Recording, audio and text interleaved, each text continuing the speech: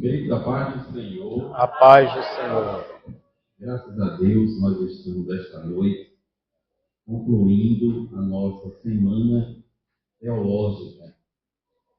Foi uma semana de muito aprendizado para todos nós. Todos os irmãos que participaram aqui da congregação e também do setor, e alguns vieram de outros setores também, e foram abençoados de outras cidades, fez inscrição e foram até sorteados nos livros, que nós sorteamos durante a semana. Então, eu queria, antes da ministração da palavra, trazer a minha palavra de gratidão. Depois você vai falar, no final do culto, mas eu queria já inicialmente falar da minha gratidão a Deus por tudo isso que nós conseguimos realizar nesta semana. Eu creio que o meu sentimento de gratidão a Deus é o sentimento de todos os irmãos que participaram desta semana. É assim, irmãos? Amém. Amém?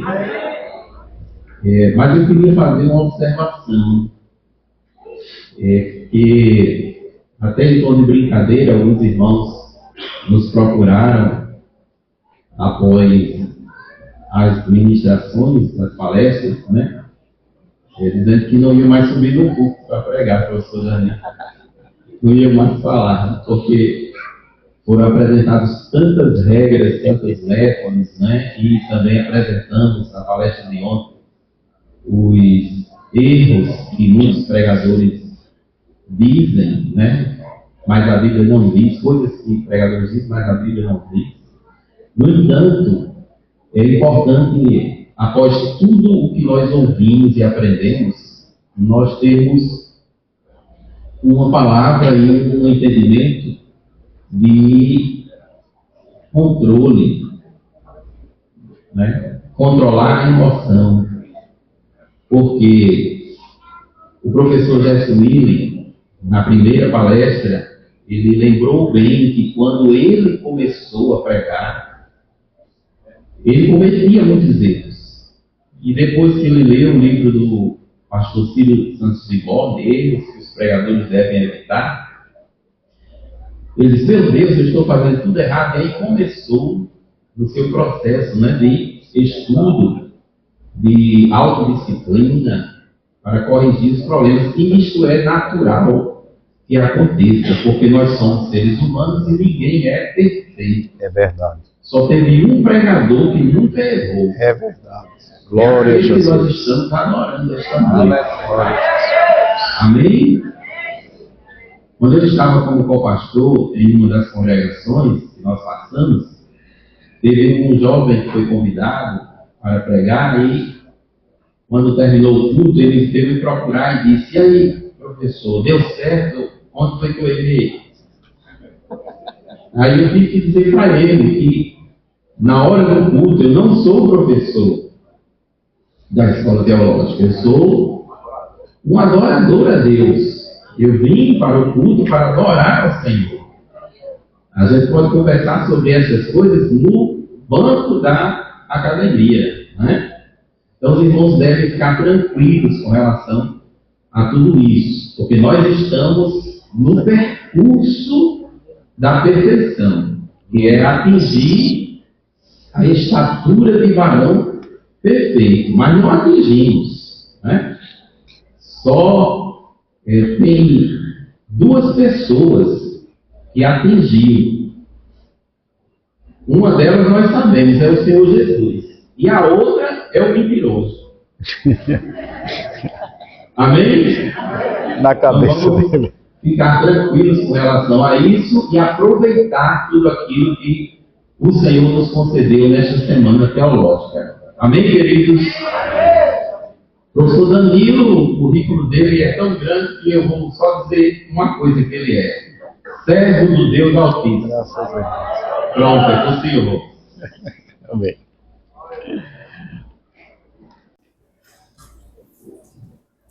Meus amados irmãos, Quero cumprimentar alegremente a cada um de vocês com a paz do Senhor Jesus.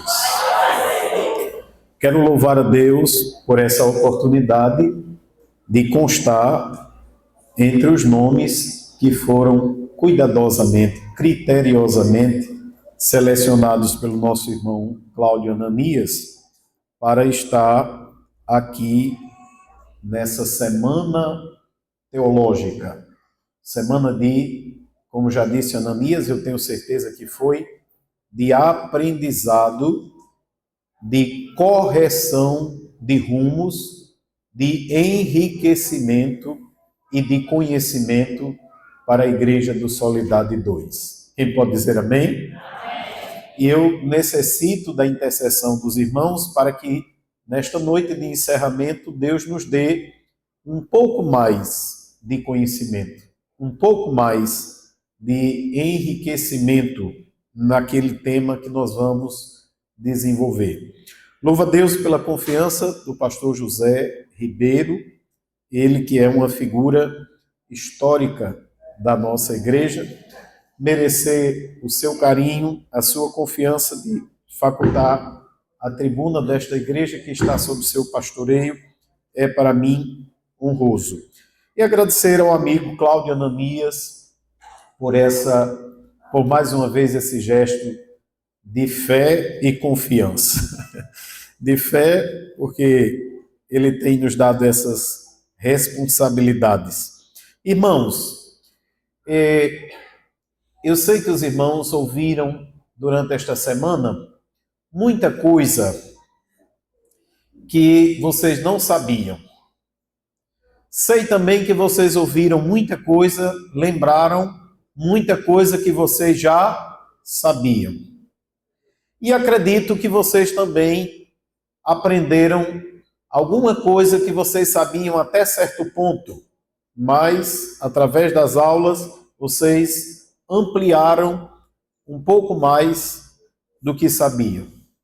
O nosso tema nessa noite, que fala sobre o caráter messiânico, a promessa messiânica do Messias divino, ela é esse tema, um tema que transita entre o Antigo e o Novo Testamento.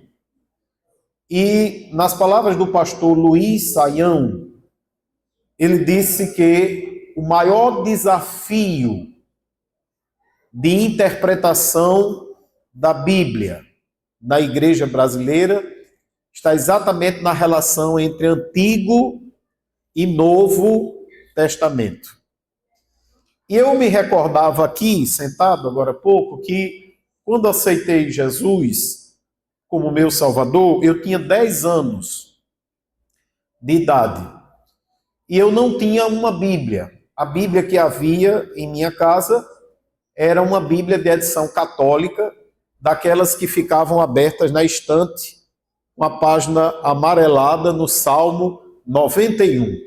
Minha mãe acreditava que o Salmo 91 era uma espécie de amuleto que afugentava inveja, olho gordo. Então, a Bíblia ficava ali na sala, no Salmo 91.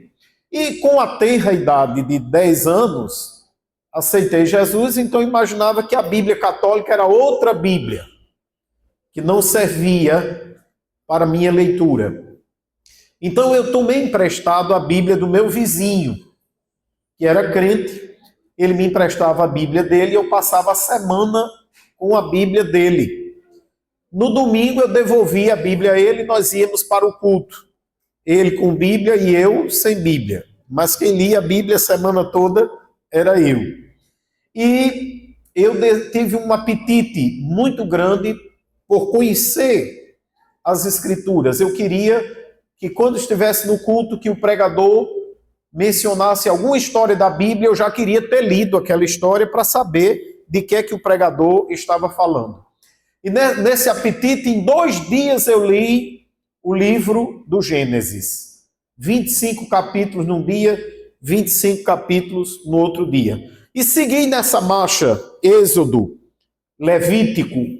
E quando eu estava no livro de Levítico, e me deparei com a lei dos holocaustos, com as instruções dos sacrifícios. Eu quero lembrar os irmãos mais uma vez, eu tinha 10 anos de idade, novo convertido, lendo a Bíblia pela primeira vez. E até um irmão havia me dito assim, quando você for ler a Bíblia, leia primeiro o Evangelho de João, que é mais fácil de você entender. Quando você terminar o Evangelho de João, aí você começa a ler o Novo Testamento, Mateus, Marcos, Lucas. Somente quando você terminar a leitura do Novo Testamento, então você começa a ler o Antigo Testamento.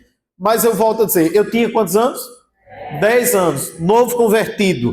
Não fazia sentido para mim ler um livro da metade para o fim. Eu digo, eu quero ler, é do começo mesmo, que é para mim entender tudo. Aí meti a cara no Antigo Testamento.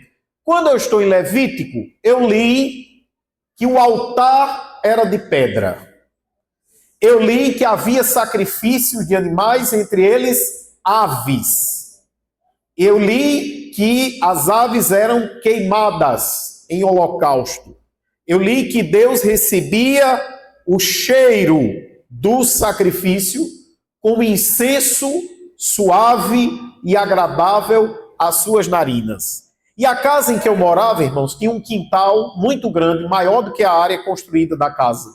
No fim do quintal havia um monte de pedra amarroada, pedra de fazer alicerce de casa. Eu li que o altar era de pedra. Eu digo, aqui tem pedra, dá para fazer um altar. E meu pai criava galinha, pato, peru, guiné.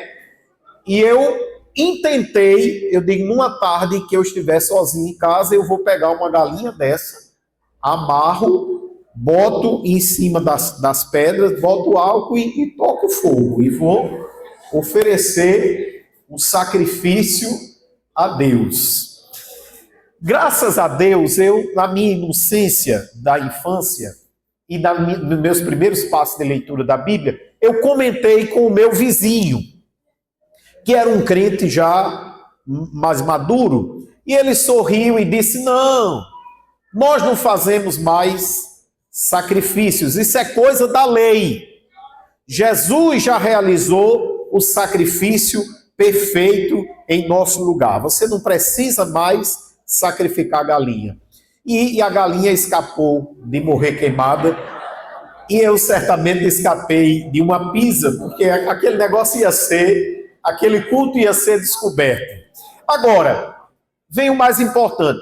Dizer que eu entendi por que uma coisa estava escrita na Bíblia e não era para a gente fazer, eu não entendi, não. O que entender lei, que não era, mas a Bíblia manda fazer.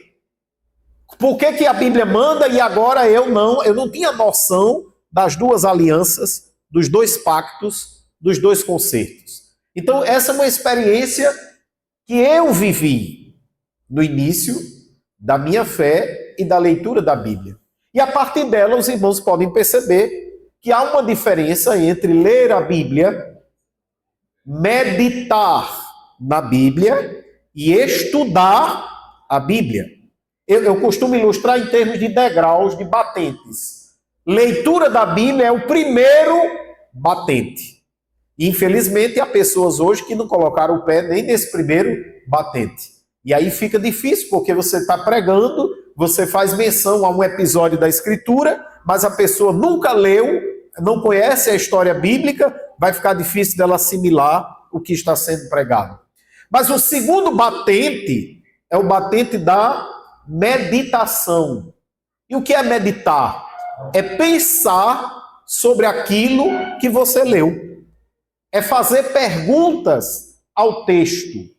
É parar para refletir sobre aquilo que você acabou de ler. Quem foi que disse essas palavras do texto? Para quem que ele está falando essas palavras? Qual é o assunto do texto? De que ele está falando? Há alguma lição para a minha vida? Algum princípio? Algum exemplo a partir desse texto que eu estou lendo, isso são reflexões, meditar sobre o que você leu. E o terceiro batente, o terceiro degrau, é estudar a Bíblia. Naturalmente que é o degrau mais alto. E necessariamente você tem que pisar os degraus anteriores. Não se pode estudar a Bíblia sem ler a Bíblia. Não se pode estudar a Bíblia sem meditar no texto sagrado que você leu. Então o pastor Luiz Saião diz que a relação entre o Velho e o Novo Testamento é o maior desafio hermenêutico, o maior desafio de interpretação do texto sagrado. E pensando nisto, eu quero trazer para os irmãos, inicialmente, algumas pontes de ligação entre o Antigo e o Novo Testamento. Eu chamo de ponte porque nós vamos ter um pilar no Velho Testamento e nós vamos ter um outro pilar de sustentação no Novo Testamento.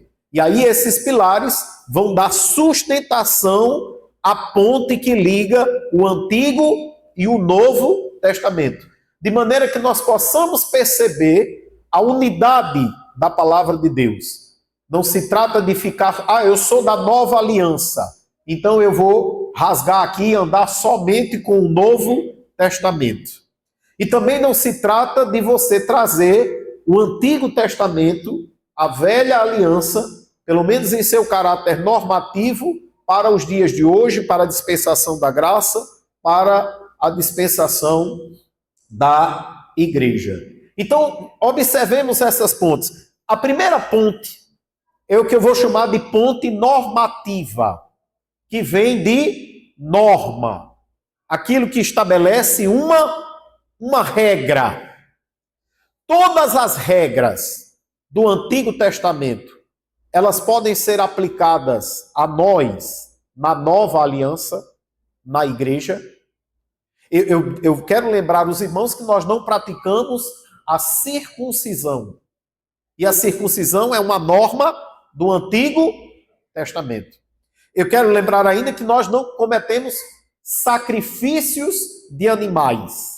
Nós não oferecemos mais animais em holocausto. Mas essa é uma prática litúrgica de adoração a Deus no Antigo Testamento. Eu posso citar ainda que nós não guardamos o sábado como está prescrito na antiga aliança, no Velho Testamento, ordenado ao povo de Israel. Eu quero dizer ainda que nós não temos na nova aliança proibições alimentares, uma lista de animais imundos que não se deve comer, como nós temos no Antigo Testamento.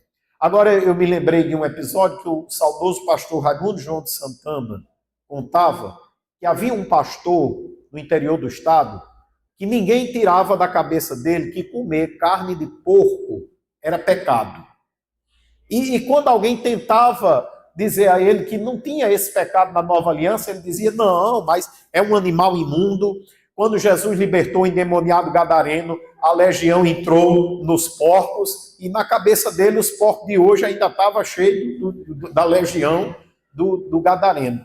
E houve uma festividade no interior do estado e na hora do almoço os irmãos haviam cada um trazido uma contribuição para o almoço, né? Na festa. A gente sabe que nós somos crentes, a gente não bebe, mas parece que a gente desconta na comida, né? Comer é uma benção. E aí tinha galinha caipira, tinha bode, tinha carneiro, tinha, muita comida na mesa e tinha carne de porco também. E na hora de agradecer, de orar pela refeição, alguém chamou aquele pastor. E não ligou que tinha carne de porco na mesa e disse, pastor, o senhor ore agradecendo o alimento. E ele olhando assim para a bacia de carne de porco, fez a oração e disse, Senhor, se tu podes abençoar o que já amaldiçoaste, abençoa. Então veja, essa história nos ilustra isso. o caráter normativo do Antigo Testamento se aplica a nós, a igreja? Ou ele está apenas restrito à velha aliança? Nós já vimos que tem coisas que não se aplicam. Tem coisas que nós não observamos. Agora, a questão interpretativa, hermenêutica é: e como saber quando vale para a igreja e quando não vale para a igreja? Aí a orientação de interpretação é essa, olha. Quando uma norma, um mandamento do Antigo Testamento, ele for ratificado no Novo, o que é ratificar? É confirmar, é repetir no Novo Testamento, então está valendo para a igreja. Um exemplo, Êxodo capítulo 20 diz: não farás para ti imagens de escultura, nem de semelhança alguma no céu, nem na terra, não te encurvarás a ela, não lhe prestarás culto. Aí você vai para o Novo Testamento, primeira carta de João, capítulo 5, verso 21, João vai dizer: filhinhos, guardai-vos dos ídolos, evite os ídolos. Então veja, é uma norma do Antigo Testamento que ela é confirmada ou ela é ratificada, repetida no Novo Testamento. Então ela se aplica à igreja. No Sermão do Monte, Jesus vai nos dar muitos exemplos de normas do Antigo Testamento que não são confirmadas para a igreja na Nova Aliança. Os irmãos lembram que Jesus disse assim: ouvistes que foi dito aos antigos, não perjurarás. Perjurar quer dizer quebrar o juramento. Mas cumprireis os teus juramentos. Aí Jesus se apresenta, ó, mediador da nova aliança, ó, a autoridade de Jesus. Eu, porém, vos digo, sinta o peso que é capaz de escandalizar qualquer judeu. A lei diz assim, mas Jesus se apresenta e diz: eu, porém, vos digo, de maneira nenhuma jureis. Está diferente ou não está da antiga aliança? E qual é a norma agora para a igreja? Essa não foi ratificada. Aí Jesus disse: antes seja o vosso falar sim, sim. E quando você disser não, é não mesmo. O que passa disto é de procedência maligna. Porque se você diz sim, quando de fato foi não, é mentira. Se você diz não, quando na realidade foi sim, é mentira. Então é maligno. Quem necessita jurar? Quem carece de credibilidade na sua palavra. A pessoa está contando uma história tão difícil de acreditar, que aí, por não ter credibilidade, a pessoa diz: juro na hóstia consagrada. Juro na felicidade dessa minha filha. Aí a pessoa diz: ela deve estar falando a verdade mesmo, né? Porque ela está botando coisas tão sérias em jogo. Aí Jesus disse: não, o nosso padrão não vai ser esse, não. O nosso padrão vai ser o de falar a verdade. Ao ponto de que sejamos conhecidos por falar a verdade. Eu me lembro quando eu era aluno na escola, às vezes tinha um disse-me-disse, uma discussão, e de repente algum colega da sala dizia assim: foi, irmão, se o irmão disser, eu acredito. Olha, a gente virando referência da verdade. Então, a ponte normativa, ela passa por esse aspecto. Se o Novo Testamento ratificar, está valendo para a igreja. Agora, se o princípio estiver somente, se a regra, a norma, estiver somente no Antigo Testamento e não aparecer no texto da Nova Aliança, restringe-se a Israel. Quem entendeu pode dizer amém? Uma segunda ponte de ligação entre o Antigo e o Novo Testamento é a ponte tipológica. a ponte dos tipos, a ponte das figuras, onde nós temos um tipo no Antigo Testamento e a figura ou antítipo correspondente a essa imagem do Velho Testamento, a imagem real, apontada, representada por essa figura do Velho Testamento, nós vamos ter a realidade no Novo Testamento. Então veja que mais uma vez nós vamos transitando do Antigo para o Novo e do Novo para o Antigo. Exemplos, Jesus disse, assim como Moisés. Moisés é de onde? Do Antigo Testamento. Assim como Moisés levantou a serpente de bronze no deserto, importa que o Filho do Homem seja levantado sobre a terra. É uma ponte tipológica. E aí você precisa ir lá no Antigo Testamento para entender que história é essa da serpente de bronze. O povo pecou, o povo se rebelou contra Deus, Deus enviou uma praga no meio do arraial e haja morrer gente debaixo do juízo, da condenação de Deus. E aí Moisés recorre à misericórdia divina e Deus diz a Moisés, faze uma serpente de bronze, coloca ela sobre uma haste, e será que todo aquele que olhar para a serpente não morrerá das mordeduras das serpentes verdadeiras. Então, aquela serpente esteve ali como porta de escape, porta de salvação, como livramento da condenação. Aí o Senhor e Salvador Jesus Cristo diz, assim como Moisés levantou a serpente de bronze no deserto, eu serei levantado sobre a terra como porta de livramento, como escape da condenação eterna, como oportunidade de salvação. Então isso é um exemplo da ponte tipológica. O professor Cláudio Ananias está dizendo aqui que todos nós erramos. Os únicos que nunca erraram é o Senhor Jesus, com certeza absoluta, e o mentiroso. Né? O mentiroso não vale, ele nunca errou na cabeça dele. Alguém me contou, pastor, que alguém chegou para o saudoso pastor João Batista da Silva e disse, pastor João Batista, tem um irmão acolá que ele disse que tem os 9 dons espirituais. Os 9. Ele disse, tem tudinho, os 9 dons se manifesta na vida dele. Disse que o pastor João Batista fez assim, disse, são 9 não, são 10. Aí o irmão disse, são 10, pastor? Ele disse, é o 10º, é o dom da mentira. Não foi Deus que deu, mas ele tem. Então, o mentiroso não conta. Mas eu me lembro que uma vez eu fui convidado para pregar numa das nossas igrejas, era uma semana da Bíblia.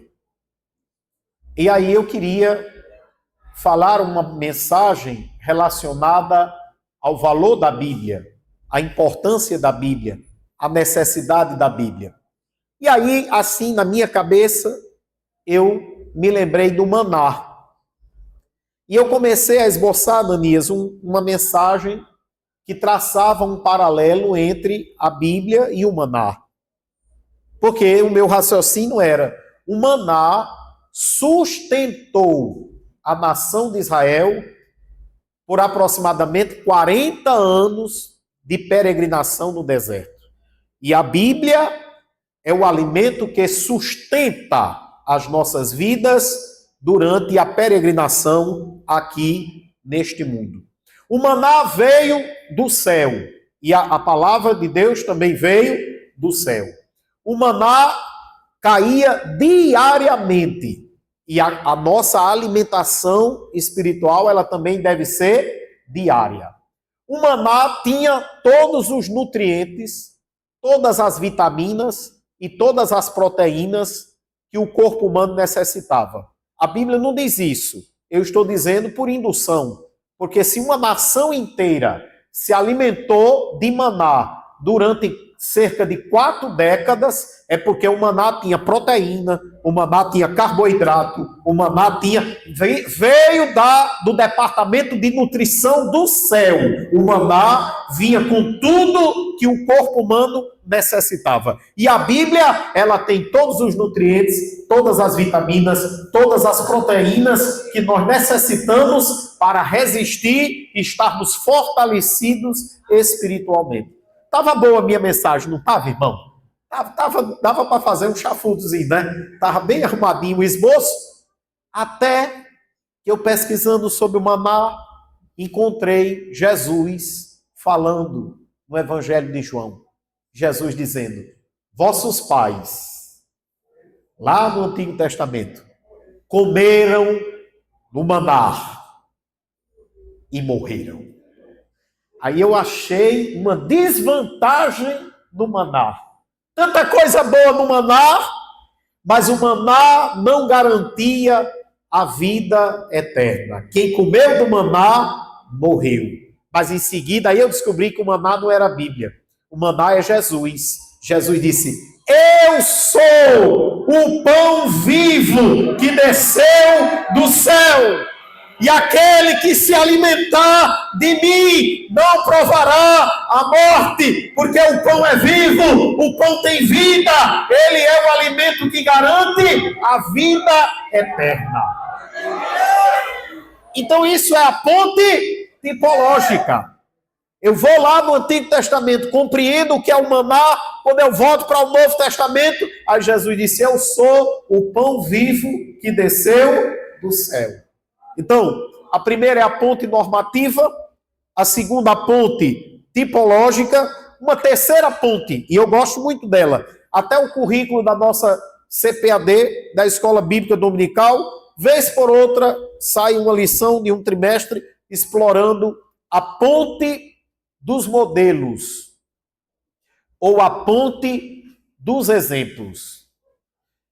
É quando personagens do Antigo Testamento são lembrados nas páginas do Novo Testamento são postos como modelos, são postos como exemplos para nós. E esses modelos podem ser modelos negativos ou modelos positivos.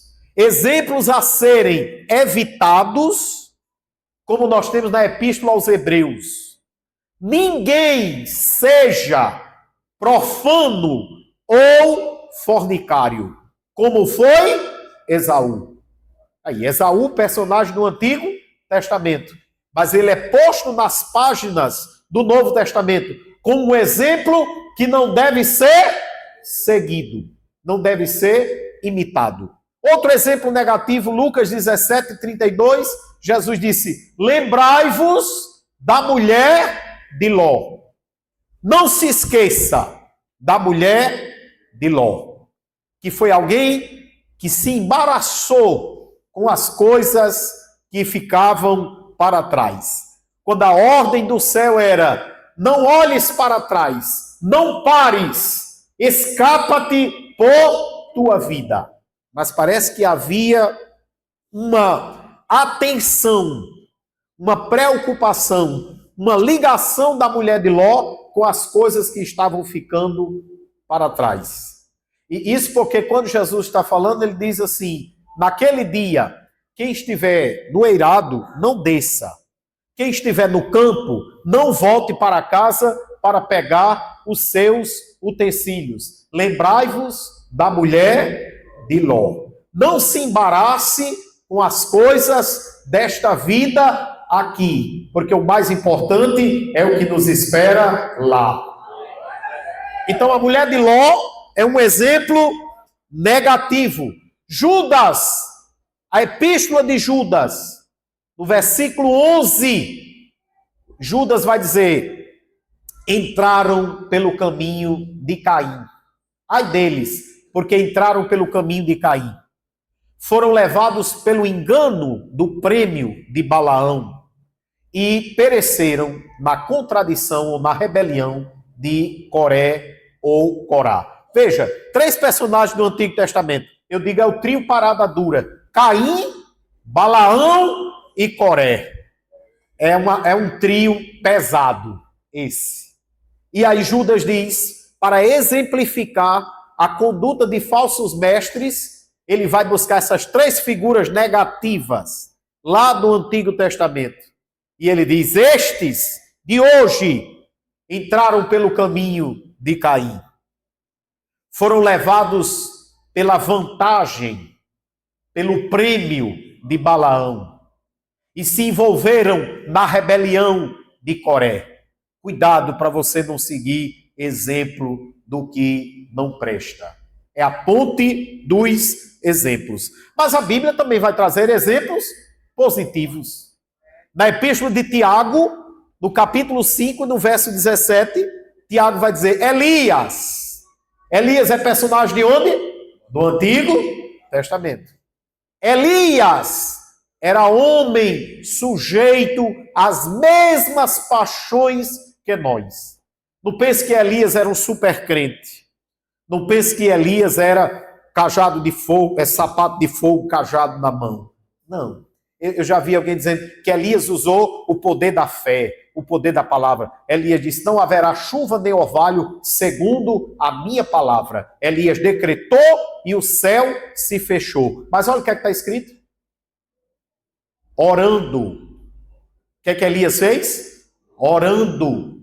Pediu, não decretou, não determinou. Pediu que não chovesse. Porque nós só podemos fazer isso, irmão. Nós não decretamos nada. Decreto é de imperador, é de autoridade, é de quem tem o poder. E nós não podemos nos esquecer isso. O salmista diz, uma coisa disse Deus, 2 vezes a ouvir, que o poder pertence... A quem pertence o poder? Então quem decreta é ele. Quem determina é ele. Você não decreta nada. Mas alguém tem sido iludido com essa conversa de decretar, de determinar. Não, o decreto é de quem tem a autoridade. O decreto é de quem tem o poder. Elias falou daquela maneira, mas porque ele estava respaldado por oração. Ele pediu e Deus deferiu o pedido de Elias e fechou as comportas do céu por 3 anos e meio. E depois lá vai Elias de novo, orou novamente no 18 e orou outra vez e o céu deu chuva.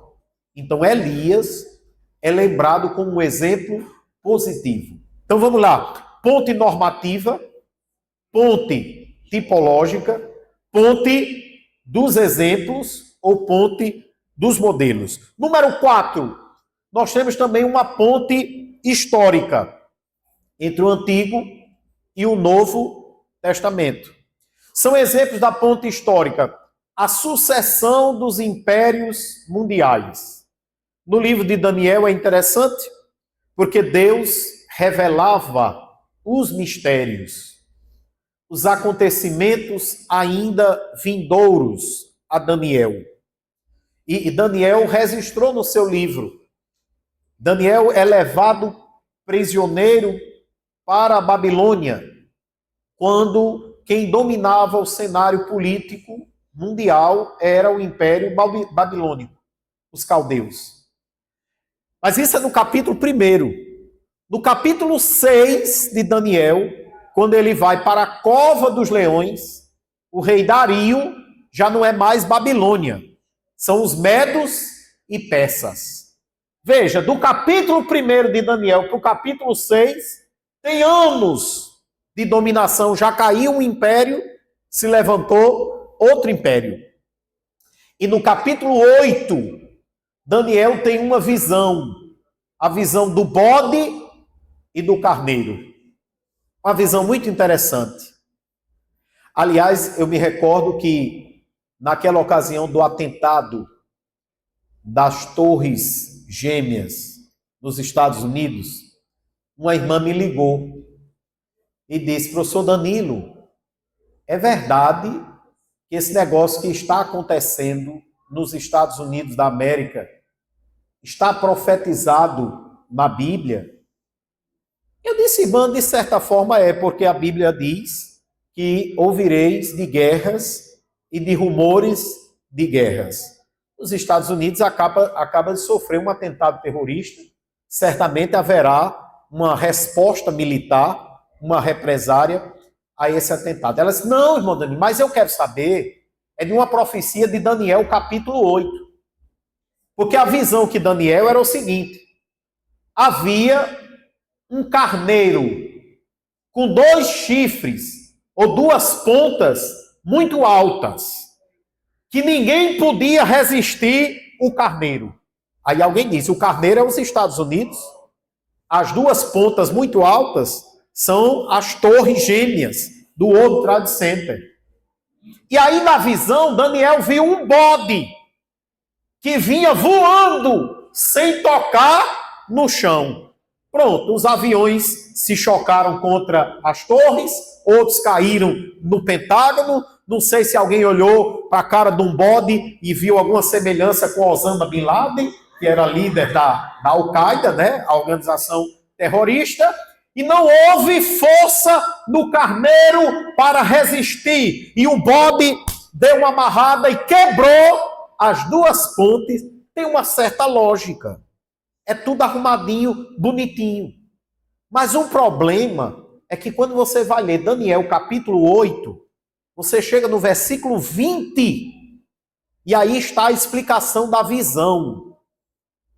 O texto diz, o mistério do carneiro e do bode que viste, o carneiro com as 2 pontas altas, são os reis da Média e da Pérsia. O Império Medo-Persa, que já havia substituído o Império Babilônico. E o bode que veio voando sem tocar no chão são os reis da Grécia, que seria o 3º império após o Império Medo-Persa. E Daniel ainda teve a revelação de um 4º império, que foi o Império Romano, que quando nós chegamos nas páginas do Novo Testamento, é o império que está dominando politicamente. Então tem uma ponte histórica entre o Antigo e o Novo Testamento. Um outro exemplo da ponte histórica, quando João, o evangelista João, vai narrar o encontro de Jesus com a mulher samaritana, João capítulo 4, a mulher fica indignada, a mulher pelo menos estranhou o pedido de Jesus para que ela lhe desse água. E João abre um parêntese assim para explicar. João diz, porque os judeus não se dão com os samaritanos. Agora, por que judeus não se dão com samaritanos? Por que a mulher achou estranho Jesus, sendo judeu, pedir água a uma samaritana? Aí você vai na ponte histórica, retorna ao Antigo Testamento, no cisma de Israel, a divisão do reino. E aí quando Jeroboão liderou a Confederação do Norte, as 10 tribos do Norte, ele escolhe uma nova capital, que vai ser Samaria. E estabelece um novo modelo de culto, para que o povo de Israel do norte não tivesse que ir até Jerusalém para adorar. E isso perdurou durante séculos. E aí, quando a mulher se encontra com Jesus, que Jesus dá detalhes da sua vida, quando ele diz, vai chamar teu marido, a mulher disse, eu não tenho marido. Jesus disse, disseste bem, porque tu já tivesse 5, e o que tu tens agora não é teu marido. Aí a mulher diz, vejo que és profeta. Porque o profeta é o vidente. Ele revela o escondido, o desconhecido. Já que tu és profeta, eu tenho uma dúvida teológica. Nossos pais dizem que é neste monte que se deve adorar. Vocês, judeus, dizem que é em Jerusalém. Onde é que começou a dúvida da mulher? Lá no Antigo Testamento, quando as tribos se dividem e estabelecem 2 locais de cultos antagônicos, diferenciados. Mas a resposta de Jesus à mulher também é maravilhosa. Jesus disse, mulher, vem a hora. E quer saber o melhor? Já é agora. E que os verdadeiros adoradores adorarão o Pai em espírito e em verdades. Independente do lugar onde você esteja, a verdadeira adoração é a adoração interior, é uma adoração verdadeira. Então, uma ponte histórica. Uma quinta ponte entre o Antigo e o Novo Testamento é a ponte doutrinária. Há doutrinas que elas são iniciadas, elas são prenunciadas no Antigo Testamento. E elas são consolidadas ou ampliadas o seu entendimento no Novo Testamento. Acontece isso com a doutrina da ressurreição dos mortos, acontece isso com a doutrina do casamento. Mateus 19, os escribas e fariseus chegam até Jesus e fazem uma pergunta a Jesus. Eles dizem: é lícito o homem repudiar a sua mulher por qualquer motivo? E aí a resposta de Jesus vai para o Antigo Testamento. Jesus disse: no princípio não foi assim. Que princípio é esse que Jesus está falando? Gênesis, capítulo 2, verso 24, que ele vai citar mais adiante. Quando ele diz: portanto deixará o homem. Ele não disse deixará Adão, o seu pai e sua mãe. Porque quem era o pai de Adão? A mãe de Adão, sogra de Eva. Quem era o pai de Eva, sogro de Adão? Quem era a mãe de Eva, sogra de Adão? Então, Gênesis 2:24 não está falando do primeiro casamento. Está apresentando um princípio para a humanidade, que é o princípio do casamento. Deixará o homem o seu pai e a sua mãe, e apegar-se-á a sua mulher, e serão os dois uma só carne. Então a doutrina do casamento, ela principia no livro de Gênesis, e ela é ampliada, consolidada nos evangelhos, em 1 Coríntios capítulo 7, quando Paulo escreve o capítulo do casamento. Da mesma maneira, a doutrina do pecado.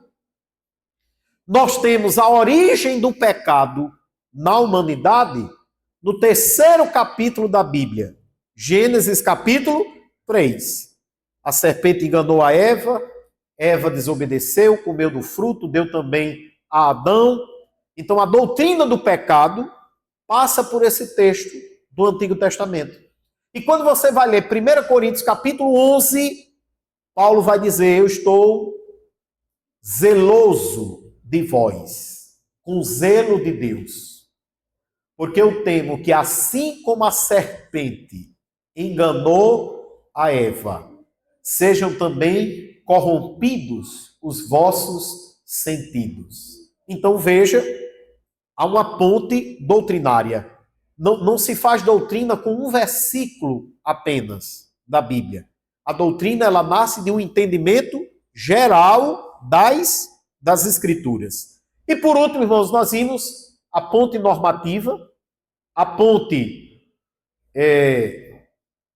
tipológica, a ponte dos modelos, a ponte histórica, a ponte doutrinária e agora a ponte profética.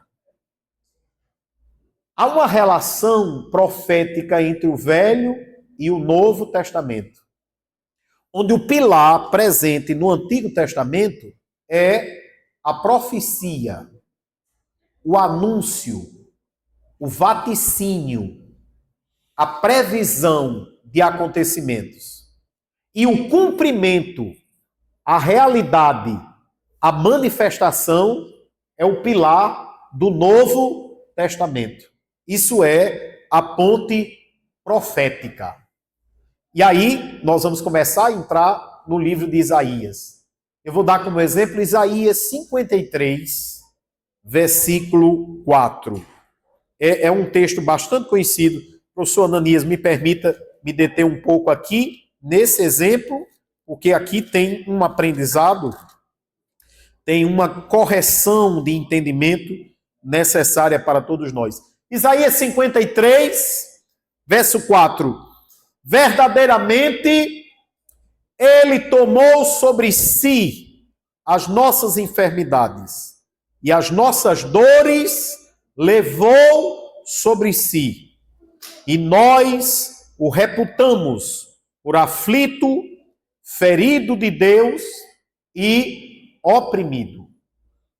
O erro da interpretação começa quando nós retiramos versículos.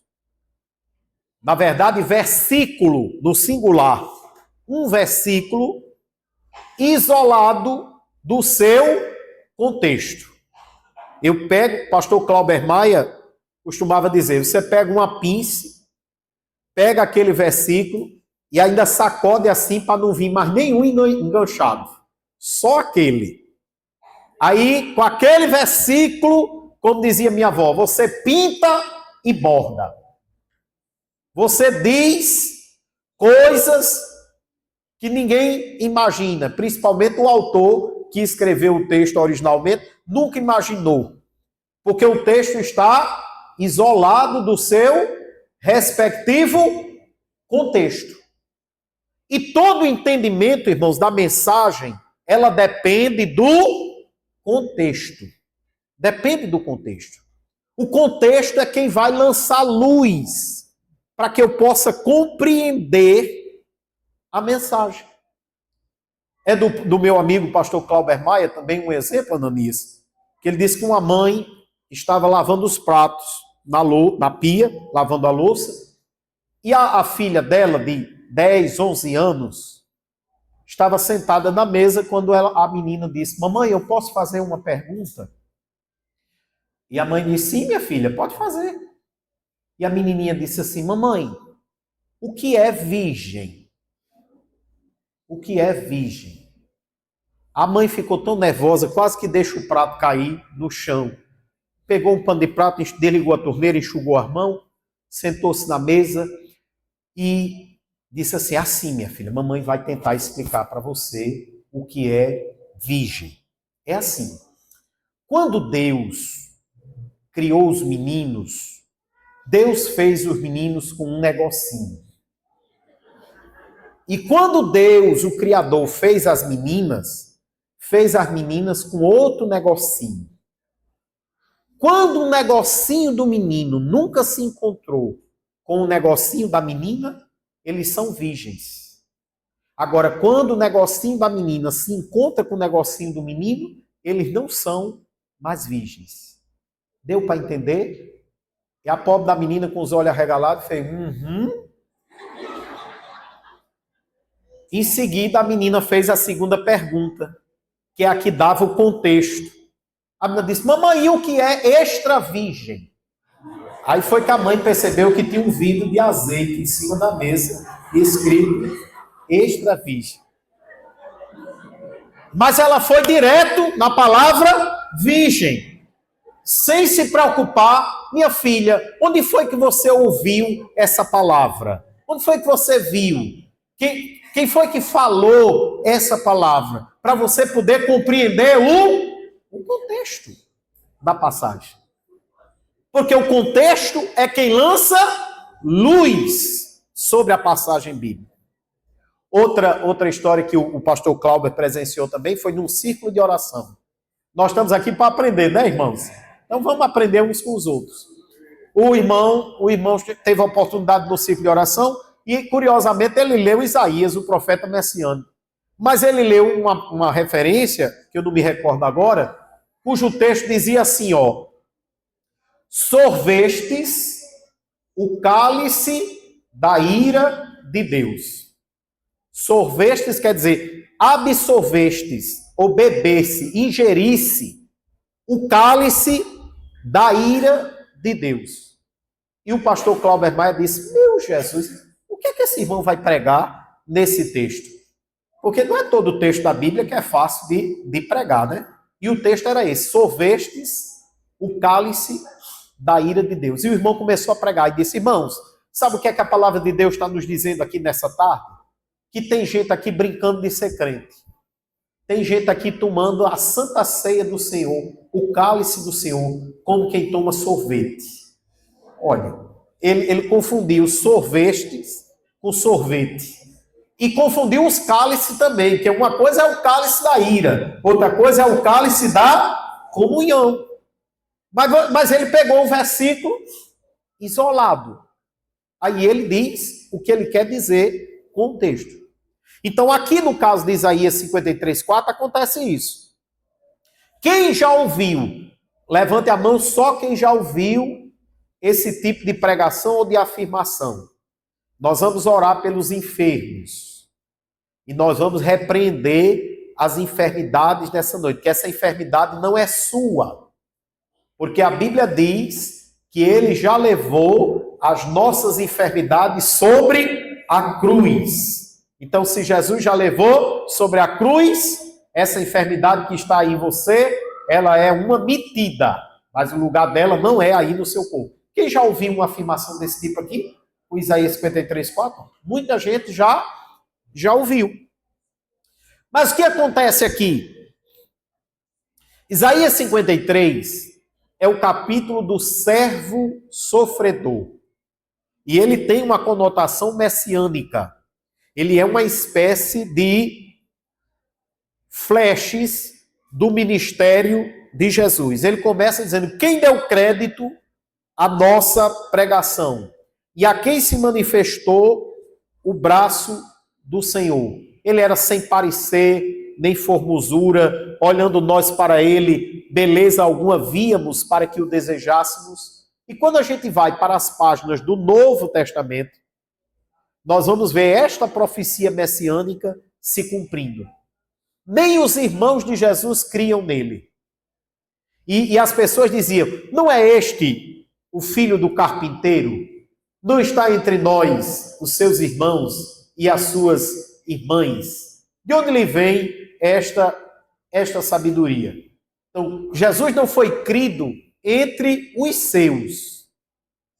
E aí no versículo 4, o que Isaías está profetizando é que o Messias, ele exerceria um ministério de cura. É interessante observar que não tem aqui a palavra cruz. O versículo é modificado e é acrescentado: ele levou na cruz. Mas o texto usa o verbo levar, levou sobre si, mas não faz referência à cruz. E certamente alguém deve ter, que por aqui passou, deve ter mencionado a principal regra de interpretação da Bíblia. Qual é? A Bíblia explica ela mesma. Ou a Bíblia explica a própria Bíblia. E aí, se você for comigo ao Evangelho de Mateus, capítulo 8, Mateus 8, a partir do versículo 14, você vai entender a profecia messiânica de Isaías. Mateus 8,14 diz assim: e Jesus, entrando na casa de Pedro, viu a sogra deste, jazendo com febre, e tocou-lhe nas mãos, e a febre a deixou, e levantou-se e serviu-os. Isso foi uma cura, a cura da sogra de Pedro. Agora no verso 16 diz: e chegada a tarde, trouxeram-lhe muitos endemoniados, e ele, com a sua palavra, expulsou deles os espíritos, e fez o que mais? Curou. Quantas pessoas Jesus curou? Curou todos os que estavam enfermos. Começou com uma cura, mas ao final do dia, todos foram curados, e expulsou os espíritos imundos. Aí o que é que Mateus nos diz no verso 17? Para que se cumprisse o que fora dito pelo profeta Isaías. E que profecia de Isaías Mateus vai pegar? Ele tomou sobre si as nossas enfermidades e levou as nossas doenças. Agora, pergunta-chave.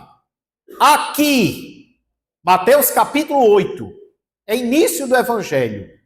Até agora só teve praticamente o Sermão do Monte. que terminou no capítulo 7. Aqui, capítulo 8 de Mateus, Jesus já tinha ido na cruz? Então ele não levou as enfermidades na cruz. A profecia de Isaías não se refere a um direito de saúde plena, de não adoecer, como alguém tem dito por aí. A profecia de Isaías se refere a que o Messias exerceria um ministério de cura. E isso está patente quando João Batista enviou uns emissários a Jesus. Pergunte a ele se é ele mesmo ou se nós devemos esperar outro. A fraqueza da nossa fé é uma coisa impressionante, né, irmãos? Esse é o mesmo João Batista que disse: eis aí o Cordeiro de Deus que tira o pecado do mundo. Agora ele está mandando os emissários. Pergunte lá a ele se é ele mesmo ou se é para a gente esperar outro. E o interessante é que Jesus não disse assim: diga a João que sou eu, homem. Diga a ele, que conversa é essa? Ontem mesmo ele me apresentou como o Cordeiro de Deus, agora manda você me perguntar se sou eu mesmo o Messias. Diga, não, Jesus não respondeu assim. Jesus disse, diga a João que os cegos estão vendo, os coxos estão sendo curados, e o reino de Deus está sendo anunciado aos pobres, os cativos estão sendo libertos. Diga só isso a ele, e ele vai saber se sou eu mesmo ou se deve esperar outro. Porque o ministério do Messias era um ministério de cura. É isso que o texto quer nos dizer. Mas eu quero concluir, irmãos, porque a hora já acabou. Eu quero convidá-los para um outro texto de Isaías, Isaías capítulo 40. Por gentileza, rapidinho, vamos aqui em mais um exemplo da ponte profética. Mateus é rico nesse material da ponte profética, porque Mateus escreve o seu evangelho com o propósito de convencer os judeus que Jesus é o Messias prometido no Antigo Testamento. E para convencer judeu, irmão, não é coisa fácil. E Mateus utiliza as escrituras, sobretudo as profecias de caráter messiânico, que falavam da vinda, do advento do Messias. Então, Mateus vai trabalhando a seguinte estratégia. Ele conta um episódio da vida de Jesus e, em seguida, ele atrela esse episódio a uma profecia do Antigo Testamento. Por isso que você vai encontrar umas frases muito comuns no Evangelho de Mateus. Isto aconteceu para que se cumprisse a Escritura. Isto aconteceu para que se cumprisse o que fora dito pelo profeta. Ou então ele cita nominalmente o profeta, como é o caso de Isaías. Sabem quantas vezes, irmãos, Mateus faz isso? Aproximadamente 60 vezes. Mateus tem 28 capítulos. Tem 60 correlações dessas entre o que estava profetizado sobre o Messias e o episódio da vida de Jesus se cumprindo a profecia. Ele vai desde a fuga de José com Maria e o seu filho para o Egito e a revelação que José recebe para retornar, porque os que procuravam a morte do menino já eram passados. E aí Mateus diz, isso aconteceu para que se cumprisse a profecia. Do Egito chamei meu filho. E vai até a crucificação de Jesus, quando as vestes de Jesus são sorteadas. E Mateus diz, isto aconteceu para que se cumprisse a escritura, sobre as minhas vestes lançaram sortes.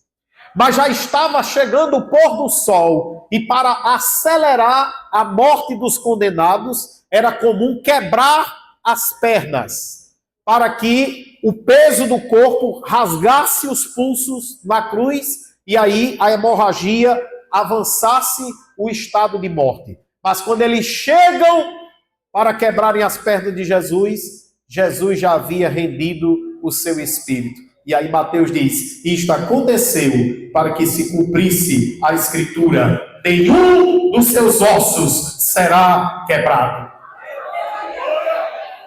Então Mateus trabalha nessa perspectiva de mostrar o tempo todo, através das escrituras do Antigo Testamento, da ponte profética, que as profecias messiânicas, elas se cumprem exatamente na vida e nos acontecimentos do ministério do Senhor Jesus. Mas vamos concluir Isaías capítulo 40. Eu quero que você leia atentamente esses 5 primeiros versículos. Diz assim o texto: Consolai o meu povo, diz o vosso Deus.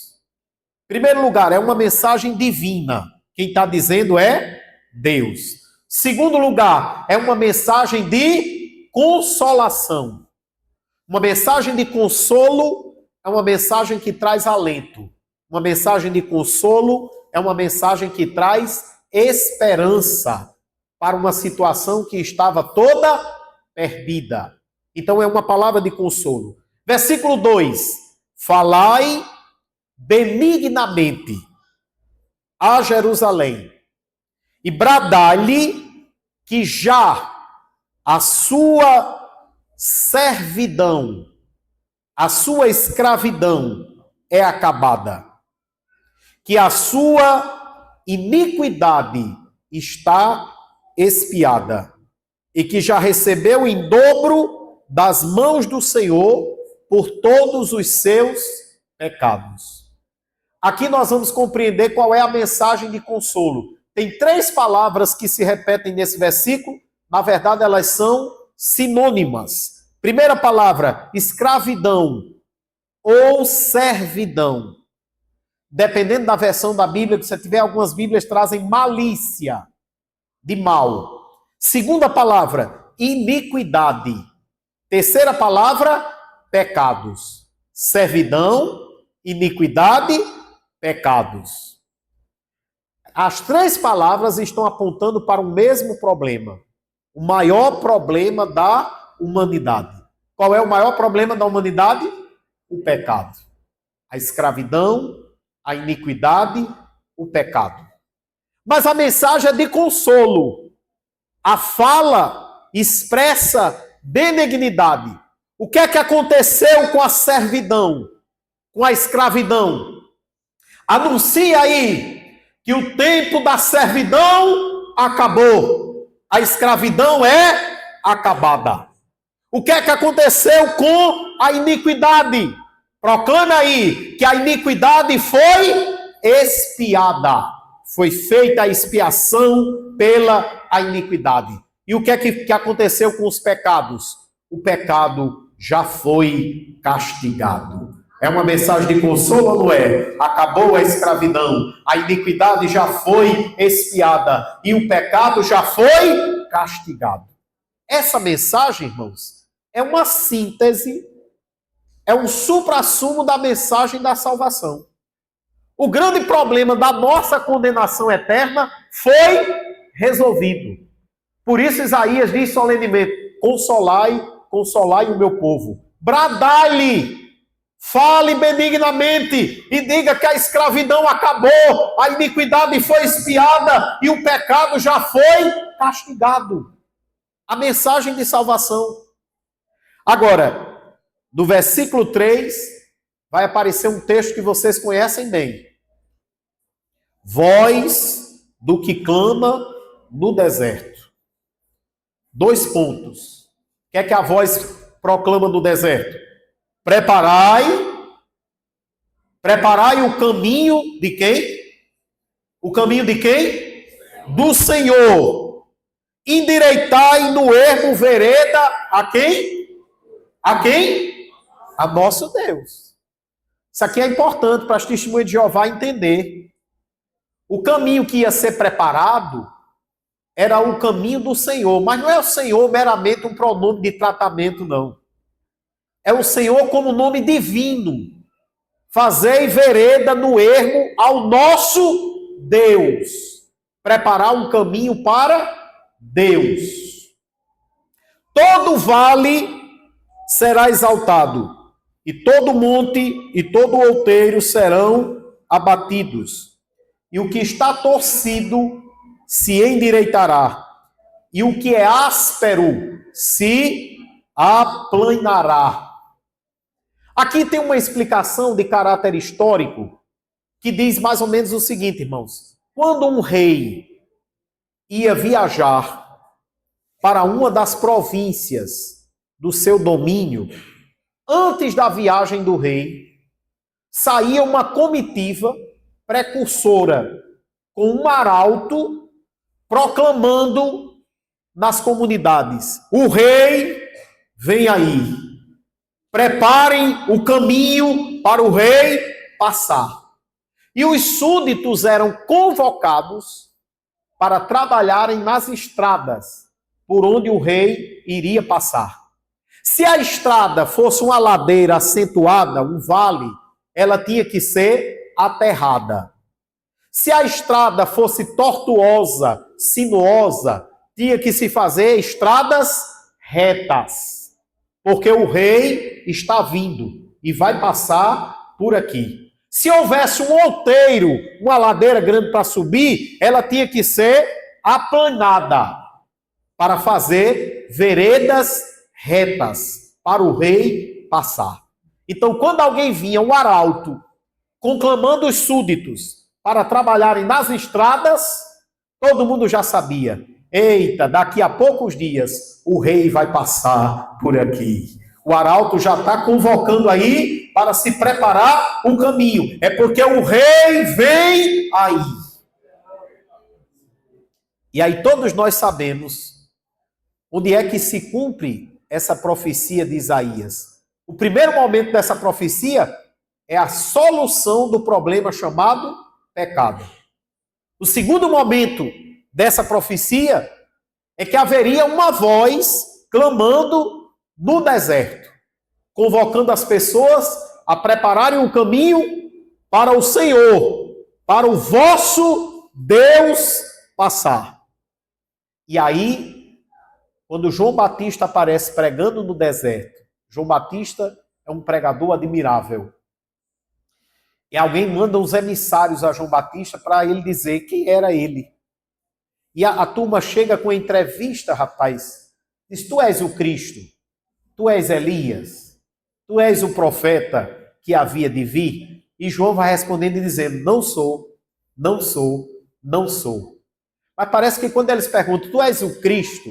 Aí João diz, que é isso, rapaz? Agora vocês foram longe demais, viajaram na maionese. Eu, o Cristo que havia de vir, eu vou explicar uma coisa direitinho para vocês não estarem fazendo confusão. Aquele, primeiro, preste atenção, aquele que vem depois de mim, ele é antes de mim. Ele vem depois, mas ele é primeiro. Ele vai vir depois de mim, mas ele é antes de mim. Dá nó na cabeça de qualquer um. Como é que ele vem depois, mas ele é antes?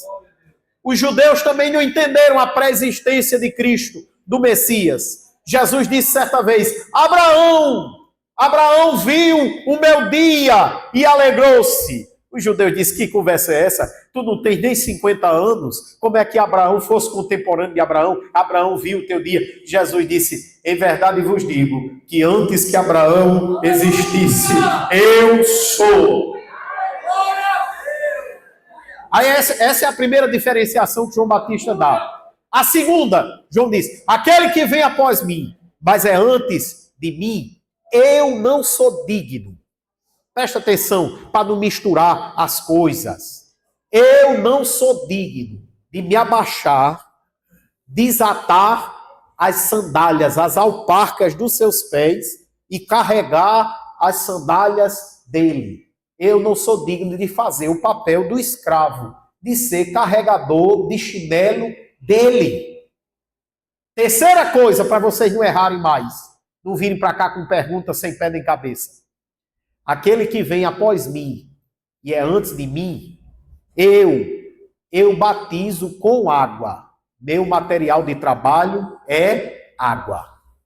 Mas aquele que vem após mim e que é antes de mim, ele usa outro material, excelente, especial. Ele vos batizará com o Espírito Santo e com fogo.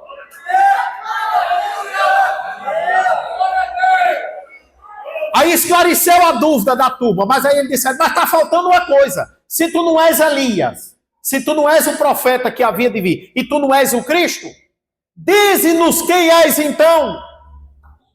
Aí está escrito lá no capítulo 1 do Evangelho de João. E ele respondeu com as palavras do profeta Isaías. Onde é que ele foi buscar a resposta da sua identidade? Em Isaías. Ele disse, eu sou a voz que clama no deserto. Preparem o caminho do Senhor e façam veredas direitas para o vosso Deus. Então nós já temos o primeiro cenário profético aqui. A solução do problema chamado pecado. Segundo cenário, a voz clamando no deserto. E agora vem o terceiro cenário, versículo 5. E a glória do Senhor se manifestará. E toda a carne juntamente verá. Versão revista e atualizada diz, e toda a humanidade, todos os homens juntamente verão, que foi a boca do Senhor que disse isso. Essa expressão, irmãos, que está nas nossas Bíblias, em português, e a glória do Senhor, ela é no hebraico, que é a língua que foi escrita o Velho Testamento, hebraico, o Novo Testamento, em grego. Como Isaías é Antigo Testamento, então o texto original aqui é em hebraico. É uma expressão muito conhecida nossa, Shekinah. Tem até grupos, conjunto nas nossas igrejas, né? Conjunto Shekinah. Shekinah é traduzido por glória do Senhor. Shekinah é traduzido por presença do Senhor. A manifestação da presença divina. Quando Deus se manifesta, a palavra hebraica que descreve esse fenômeno é Shekinah. E a Bíblia traz várias ocorrências da Shekinah. Por exemplo, quando Moisés estava apacentando os rebanhos de Jetro, o seu sogro, ele viu uma sarça que queimava, mas a sarça não se consumia. E a glória do Senhor, a Shekinah, apareceu a Moisés no meio da sarça e disse, tire as sandálias dos teus pés, porque o lugar que você está pisando é terra santa. Foi a manifestação da glória de Deus a um homem, Moisés. Mais adiante, durante a peregrinação do deserto, Moisés teve um outro casamento. Moisés casou-se com uma africana, uma mulher da terra de Cuxi, uma mulher cuxita. A terra de Cuxi equivale à Etiópia, do continente africano. Moisés casou-se com uma africana da Etiópia, de Cuxi. E eu não sei, irmão, qual foi o problema, o mexerico que deu na família de Moisés, mas a Bíblia diz que Miriam e Arão falaram contra Moisés, por causa da mulher cuxita que ele tomara. E aí eles vão se apresentar diante da tenda da congregação, o tabernáculo. E a glória do Senhor apareceu na tenda. Dessa vez a glória do Senhor aparece para uma família. 3 irmãos na tenda. E a nuvem cobre a tenda. E Deus fala com Miriam e Arão e diz, se há profeta no meio de vocês, eu me revelo a eles por sonho, por Urim e Tumim. A dica para Arão, que era o sacerdote, e tinha as pedras sagradas para se saber a vontade de Deus, as pedras do sorteio. Mas não é assim com meu servo Moisés. Com Moisés eu falo face a face. Como, pois, vocês não temeram falar contra Moisés? E quando a glória do Senhor se retira, a Shekinah, Miriam está leprosa. E Arão era o sumo sacerdote. Arão tinha a tarefa de interceder. Mas Arão recorre a Moisés e diz: interceda por ela. O sumo sacerdote devagar. Mas é o trabalho dele. Mas ele se achou agora, disse: eu vou pedir aquele que fala face a face com Deus. Interceda por ela. E aí Miriam fica 7 dias fora do arraial. Quando Moisés sobe ao monte Sinai, a glória do Senhor também se manifestou naquele monte. Primeiro a um homem, depois a uma família, 3 irmãos, depois agora a uma nação inteira. De maneira que o monte fumegava, ardia, e o povo temia se aproximar do monte. E Moisés subiu para uma reunião com Deus no monte Sinai. Mais adiante, quando Salomão vai inaugurar o templo, a Shekinah, a glória de Deus, também se manifestou, de maneira que os sacerdotes não podiam ficar de pé para ministrar. O templo de Salomão, irmãos, não é como esse que é de Macedo construído em São Paulo, não. O templo de Salomão, ele tinha dimensões pequenas. Não era um templo para encher de pessoas, como os nossos. O templo de Salomão, para os irmãos terem uma ideia, cabia dentro do terreno da minha casa. Eram 9 por 27, as dimensões do templo de Salomão. O terreno da minha casa é 12 por 30. Então dava para botar o templo lá dentro. Os irmãos lembram que a estrutura do templo tinha 2 divisões básicas. O lugar santo e o lugar santíssimo. Era uma ruma de gente que entrava lá? Não. Somente o sumo sacerdote. E aí a casa se encheu de fumaça. E Deus disse a Salomão: a partir de agora, os meus olhos estarão abertos e os meus ouvidos atentos à oração que se fizer neste lugar. Então são ocorrências da Shekinah, da presença de Deus manifesta. Mas aqui em Isaías 40, verso 5, não sei se os irmãos perceberam esse detalhe, diz assim: e a glória do Senhor, a Shekinah, a presença de Deus, se manifestará, e toda carne, toda a humanidade, juntamente haverá. Os irmãos percebem que agora é um acontecimento especial? Não é para um homem, não é para uma família, não é para uma nação, é para toda a carne. Irmãos, o que Isaías está anunciando aqui é um acontecimento extraordinário.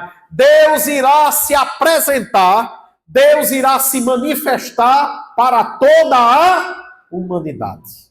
E isso acontece depois da voz clamando no deserto. Quem é que vem depois da voz que clama no deserto? Jesus. E aí o apóstolo João vai escrever: no princípio era o verbo, e o verbo estava, e o verbo era Deus. Todas as coisas foram feitas por ele, e sem ele, nada do que foi feito se fez. Agora, João também vai dizer que essa manifestação divina não foi compreendida. Ele diz: a luz resplandece nas trevas, e as trevas não a compreenderam. No verso 10 ele diz: o mundo foi feito por ele, e o mundo não o conheceu. E no 11 ele diz: ele veio para o que era seu, isto é, a humanidade que ele criou, e os seus não o receberam. Aí no verso 12 diz: mas a todos quantos o receberam, deu-lhes o poder de serem feitos filhos de Deus, a saber, aos que creem no seu nome. Agora o verso 14 vai fechar a ponte profética. Ele diz: e o verbo se fez carne e habitou entre nós. E vimos, que foi que nós vimos? E como era a glória dele? Como a glória do unigênito do Pai, cheio de graça e de verdade. A glória divina foi manifesta na pessoa de nosso Senhor Jesus Cristo. E quando você olha o verso 18, o apóstolo João confirma isso quando ele diz: Deus nunca foi visto por ninguém, mas o Deus unigênito que está à destra do Pai, este o revelou. Jesus é a manifestação da presença de Deus entre os homens. Por isso Isaías disse: ele será Emanuel, que traduzido quer dizer Deus conosco. Essa, irmãos, é a única razão que nós podemos explicar a profecia de Ageu. Quando Ageu, após o retorno do cativeiro, exorta o povo de Deus a reconstruir o templo que fora destruído. E Ageu diz assim: quem de vocês conheceu a primeira casa? Não é esta casa agora como nada comparada com aquela? A casa está só os escombros. Porém, Deus usou Ageu para dizer: esforçai-vos, trabalhai, e o Senhor será convosco. E a glória da segunda casa será maior do que a primeira. É um versículo muito usado, né? Outro dia eu cheguei numa igreja, estava lá uma faixa bem grande na parede: a glória da segunda casa será maior do que a primeira. E outro dia eu ia no carro escutando o culto da restauração. Uma irmã contou um testemunho muito interessante, que ela se inscreveu na Caixa Econômica para tirar uma casa no interior. E ela disse que a casa era bonita demais, ela ficou apaixonada pela casa, mas quando a documentação foi tramitar, travou e não foi aprovado o crédito habitacional para ela. Ela disse que ficou muito triste, mas ela disse que foi ler a Bíblia e encontrou esse versículo: a glória da segunda casa será maior do que a primeira. Aí ela disse: depois apareceu outra casa financiada pela Caixa, era maior do que a outra, era melhor do que a outra, ela se agradou mais do que a outra. Aí ela disse: aí, irmão, se cumpriu a palavra de Deus, a glória da segunda casa foi melhor do que a primeira. Só, irmãos, que o templo de Zorobabel, que foi reconstruído a partir do ministério de Ageu, ele não amarrava a chuteira do templo de Salomão. O templo de Salomão está entre as 8 maravilhas do mundo antigo. O templo de Zorobabel, ninguém veio falar nele. Como é que a glória dessa segunda casa foi maior do que a primeira? Arquitetonicamente não foi.